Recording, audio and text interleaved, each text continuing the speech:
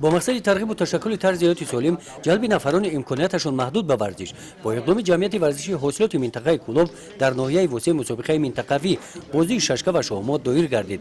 اشتراکچیان این مسابقه نورسان جوانان و پیرانسالان از همه جماعت‌های دهات در این بازی‌ها فعالانه با ذوق بلند بازی کرده مهارت خود را نشان دادند. در این شورابینی غیر از معیوبان نوحیه دیگر جوانان هم اشتراک کرده ایستادند، وتران ها هم اشتراک کرده ایستادند. ما از این نهایت خرسند هستیم که به این ورزش همه توجه دارند. تعجب آوره چون که ببینید شخصانی کسب کار گوناگون هم خودترکان هم کلانسالان هم پیرانسالان هم نفس‌افزان هم اینوالیدان یعنی معیوبان همه باید چهره کشاد باید چهره خندان در اینجا مسابقه شرکت کرده شدند. تشبوش آنها را خرسندی آنها را خوشبختی آنها را ببینید کسب گفتن در کار که در حقیقت می‌ماند که امروز حکومت برای اینها همه شرایط‌ها را مهیا کرده است.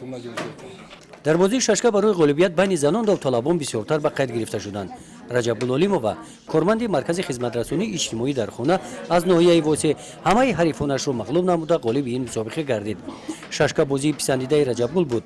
مدت 20 سال از این بازی دور مانده باشد هم او به غلبه‌اش باوری داشت. هم مدت 20 سال 25 سال باز من همین ششکه نو یکم بار قپیدم در دست نیکی از خوردی که همین کار در شوق داشتم میدونستم بازیدم من 4 نفری از همراه خود را بریدم. یعنی گذراندن همین خیل چورابینی رو نقضه محکول شد چند چورابینی محکول اگر با تکرارش با هم اشتراک میکنیم.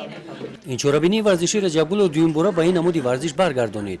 او و دیگر غالبان مسابقه منطقوی از ناحیه واسع برای اشتراک در مسابقه های جمهوری راه خط گرفتند.